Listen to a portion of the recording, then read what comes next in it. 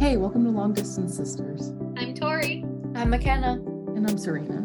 Come chat with us while we're far apart. Okay, let's get started.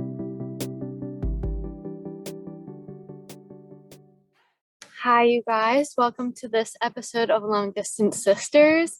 It's actually just me today, MacKenna. So this will be like a mini-sode kind of deal. And if you hear other noises, it's because I'm outside recording this. It's a nice day, so why not? But in this episode, I'm going to be talking to you about something that has been weighing on my mind a lot lately, and that is the job application process. It's super stressful. I went through it last summer, and I'm going through it again right now because my time in the AmeriCorps program at Georgia Sea Turtle Center is nearing an end. I have about 3 months left before I finish the program, but less than 2 months until I finish my required hours. I have been actually applying for jobs here and there since December, just because I really hope to end up back in Atlanta. Oh my god, okay, there are a lot of bugs if you see me doing random movements. But, I was really upset when my family decided to move halfway around the world when I was almost 13. But, I got over that. And other than that, it's definitely the job application process last summer and this spring, I guess, have been the times I've probably been the most down in my life that I can remember. And it's just, it's so hard because, when I was graduating undergrad, I knew I was going to go right into my master's degree, so I wasn't too worried about finding a job. And so when you're graduating from undergrad, I heard a lot of my friends, and some of you are probably hearing your friends being like, oh yeah, I already have a job lined up, even if it's still the beginning of spring semester. And you're like, well, I have no idea what I'm going to be doing a few months from now. Great. And of course, I'm coming from the field of animal husbandry.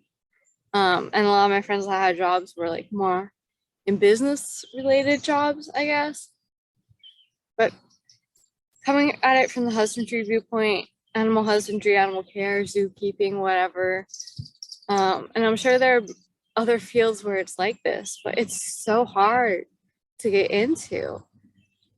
And no matter how hard you try, it's like you're not making any leeway. Especially when it comes to animal care, so many kids dream of doing this stuff. Obviously, I was one of them.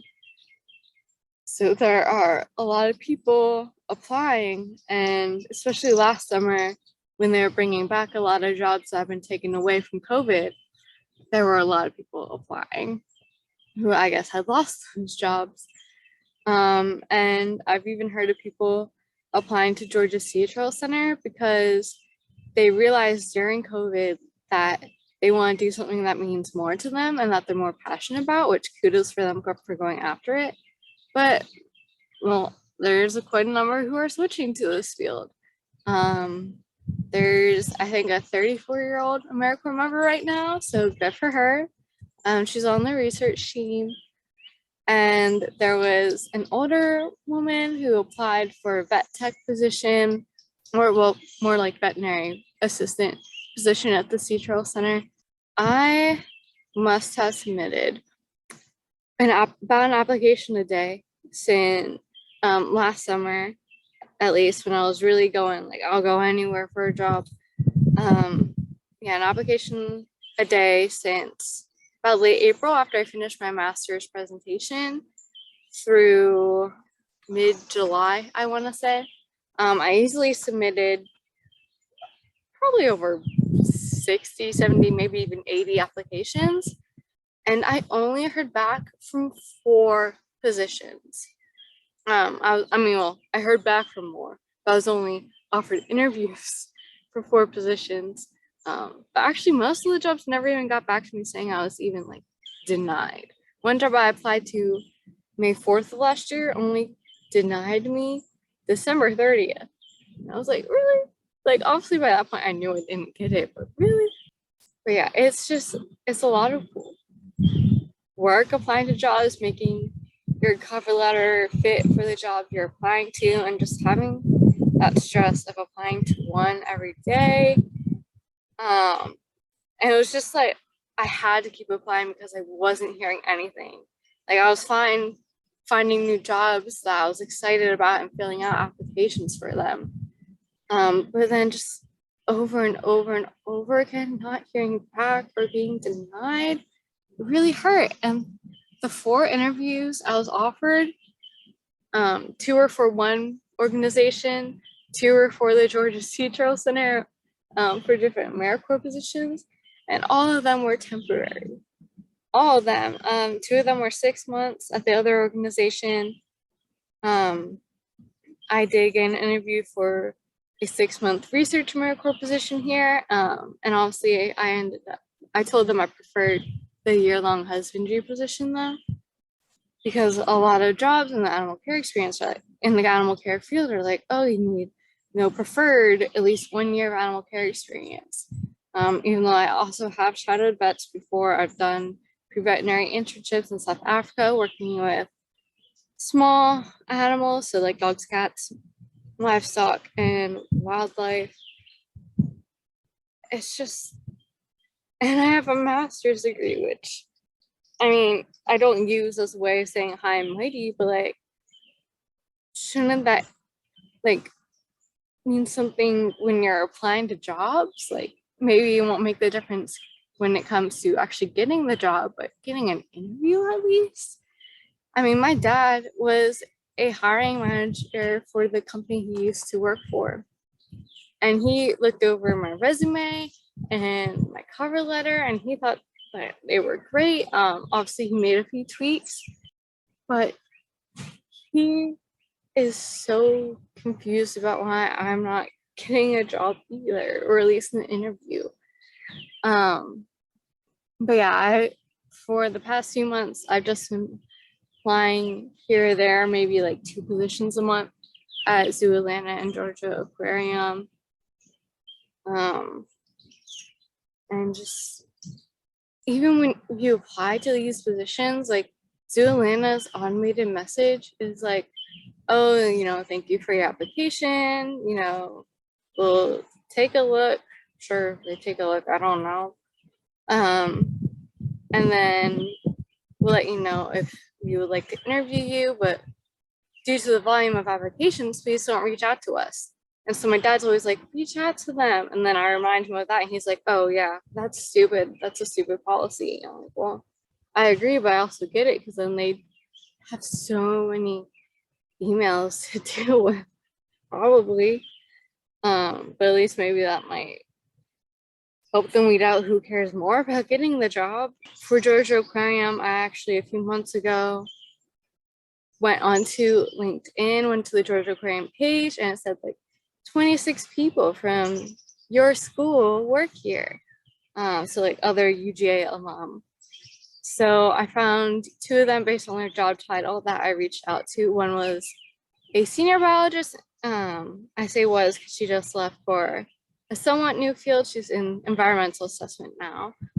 And the other is an associate curator for one of the galleries. And, they've been very encouraging. I was able to ask them a lot about what it was like working there. They had both been there for over 15 years. So I made a connection that way. They said there's a part in Georgia Aquarium's application where you can put if you talk to people who work there. So they both said I could put them down for that, put them down for referring me to Aquarius positions there. And I have another person who actually one of the staff members at Georgia Sea Turtle Center linked me up with, who's a mammals and birds trainer there. So I'm able to put her down as a reference for those ones. But yeah, still no traction from that, even though one of even though the curator said for an application I applied to a while back that that I haven't heard back from, I think. Yeah. That she said she would make sure the hiring manager looked at it. But I never heard anything from that one. But I might have just had some luck. Knock on wood, which I'm sitting on wood. Georgia Aquarium, I just applied to like a quarantine acquisitions position there. And for as an aquarist. And the like one of the curators for quarantine and acquisitions came down with one of her aquarists to admit a new patient for us here at the George C. Charles Center, who is one of their cold stuns cold stun sea turtles, obviously, who isn't doing so well, and to release another of their cold stun sea turtles. So I got to go out with them. And earlier that day, I had asked the Georgia C. Charles Center director if she had anyone who she could put me in contact with at Zoo Atlanta, because we do work with them with our Diamondback Terrapin Head Start program. So like raising Diamondback Terrapin hatchlings. And she said, yeah. And she was like, oh, are you applying to anything at Georgia Aquarium? I said, yeah, I actually just applied to this aquarist position. One of the rehabilitation technicians, who I won't name, is one of my references for it. So she knew that a staff member had already known. She's like, oh, well, Georgia Aquarium's coming down here later today. And when we were out with Georgia Aquarium, once we had done our business of releasing their turtles and one of our turtles, actually, she was like, hey, MacKenna, tell her what job you just applied for. So she told me, so I obviously told her I applied for a position in her department. And she said, oh, well, we're about to start looking through applications. So that was Thursday night, and she obviously had to drive all the way back to Atlanta from here Friday, and today's Monday, so I'm not expecting any word yet, but hopefully that gets me an interview, because if that doesn't, I'm just gonna go way deep down in the spiral, because it's giving me some optimism, but not that week beforehand was probably the saddest I've ever been. And it hurts just thinking about it. And it hurts thinking if I don't even get an interview for this, what are my chances? I'm gonna have to go back to unpaid internships. And there's some part-time internships at Zoo Atlanta and Georgia Aquarium. So I figure I would do that and like work part-time as a dog trainer, I guess, to get training experience, which I don't have. But that week was so hard for me. I just wanted to stay home from the C. Charles Center, which I didn't let myself do. I probably should have one of those days. But I'm glad I didn't, because I got to meet people from Georgia Aquarium, which was really great. And I started, I've considered doing therapy before. I know my mom took me when I was little. I don't know why she did when I was 12. She never told me. I probably should ask her. But her and my dad took me for just a few sessions.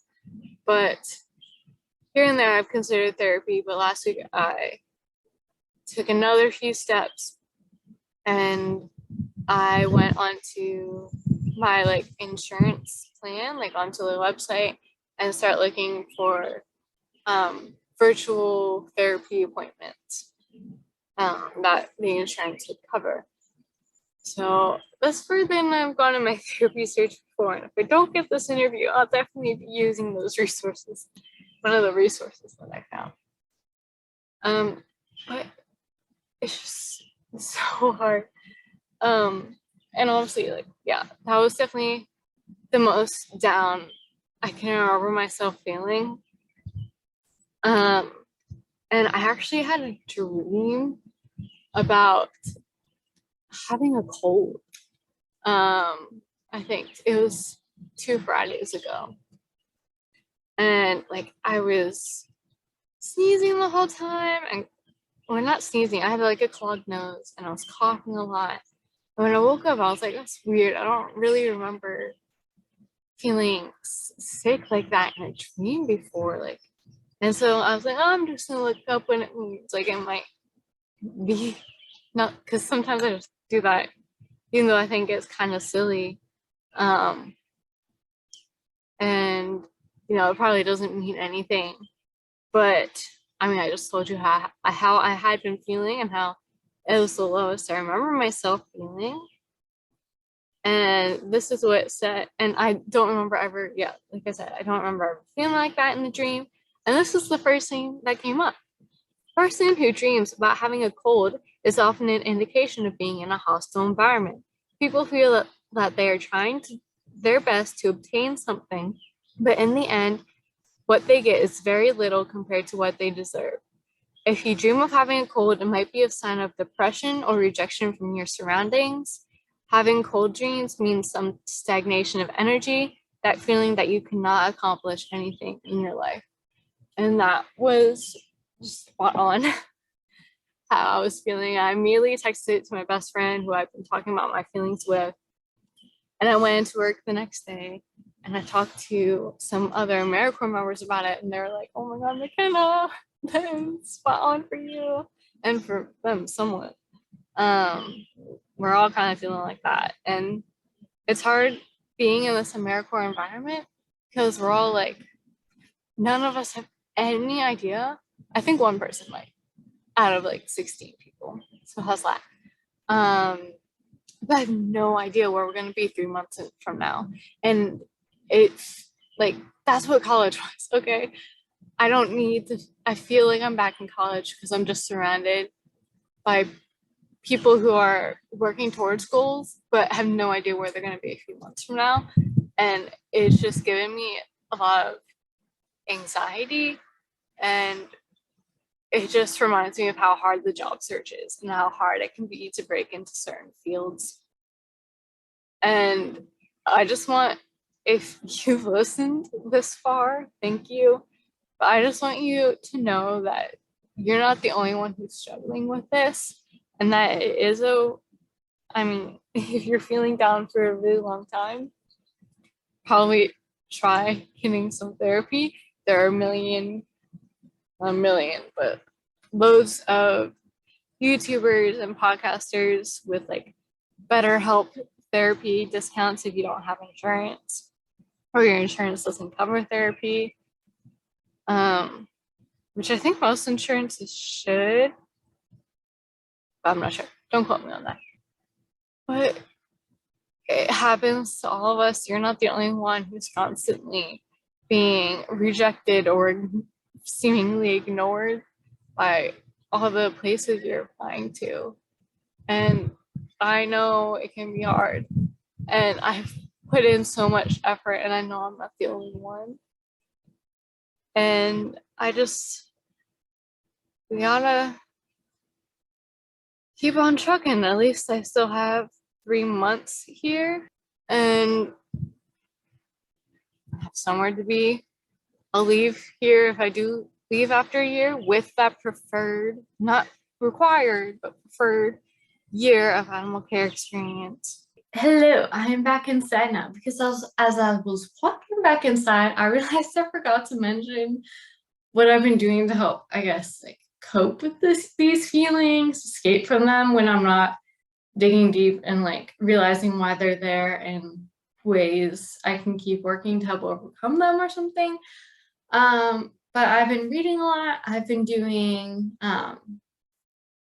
enjoyable exercise, which I always do enjoyable exercise. If I'm not enjoying it, I'm not gonna finish it, or I'm just gonna let that music continue playing and I'll just do my own thing. I really like who I mentioned in our 2021 favorites video, EMK Fit on YouTube, who does like hit hop kind of hit dance workouts. Super fun. You can pick what matches your mood. Really enjoy stretching. Obviously, I still tumble. So yeah, stuff like that. Things I really enjoy doing. I love doing resistance band leg workouts. I'm about to do one after this. So very much looking forward to that. I find that I always feel so much better mentally after I finish a workout. So especially an enjoyable workout. That's really important. And then let me see, socializing, but in an environment where like I'm not talking about work or something. So I play beach. Obviously, I socialize at tumbling, kind of. I mean, it's mostly younger kids, and then I also socialize with the adults there. Um, but I mean, we're mostly talking about tumbling. And then there's this like group of people on Jekyll Island who play beach volleyball together Tuesday nights. So I go and play with them, and we're obviously like we all work at different places. I mean, there's like 2 other AmeriCorps members who come, but we don't talk about work there. So it's nice just like getting to know new people, not talking about work, not especially when you're like with coworkers, like you tend to complain about work. I mean, pretty much every job has something to complain about. Or you're talking about work in some capacity, like, oh, did you hear what this person did today? And I'd really rather not partake in those conversations. So going to beach volleyball has been really fun. Just a great way to interact with new people. Plus, we're also playing volleyball. So we're talking about that, and then we're just getting to know each other on breaks. So that's really nice. But right now, I would say, yeah, those 3 things have been the best for me. So reading, joyful exercise, and socializing, but not like talking really about work when socializing. If you guys have anything that you do to help manage these feelings, I guess, please leave them below. I'm not into journaling, but I'm sure that will work for some people. I'm sure I could try it, but I'm just going to focus on what I have in place already. Because that has been working, I am in a much better place right now than I was this time last week. Back to outside MacKenna. If you're passionate about something, just keep pushing for it. I served and bartended while working on my master's because that's the only thing I could do with COVID. I couldn't start somewhere new. I couldn't find a job as a veterinary assistant or receptionist or anything. So I went back to serving and bartending. And hopefully, I mean, if I do have to do the internship and then some other part-time internship and some other part-time job combination in the fall, I will. But I don't know what I'm gonna do if that doesn't pan out, or if my applications for full-time positions don't pan out. It's just really hard to think about. And hopefully I have better news soon, but for right now, that's where I'm at. And it's just a life update, I guess. An emotional one that involved crying, which is also the time I probably cried most in my life. It's super great. At least in my like grown, mature life, because I probably cried a lot moving to Australia. Because I was 13-year-old, 12-year-old who thought her life was being taken away from her and she was being dramatic. I feel like my drama right now is what's the word? There's better reasoning behind it and it's more understandable, I guess. You know what I'm saying, I think. I think I'll just leave it there. Share your fellow struggles or inspirational messages in the comments. Leave a review. Subscribe for more content. Or if you want a job update in the future, if you want to hear what it has been like working in animal husbandry for the past 9+ months, I'm glad to talk about all of it. I'm glad to hear all of it. And I'm sure other people will be glad to read some of your stories and messages in the comments and reviews as well. So I guess 1, 2, or 3 of us sisters. We'll see you again next week. But for now, I'll leave you guys with this. No idea how long it is. Okay. Goodbye. Thanks for listening to this week's Long Distance Sisters. Be sure to subscribe for more episodes and leave a good review. And check out the video version on our YouTube channel. You can find all of our other social media information in the description. Talk to you later. Bye.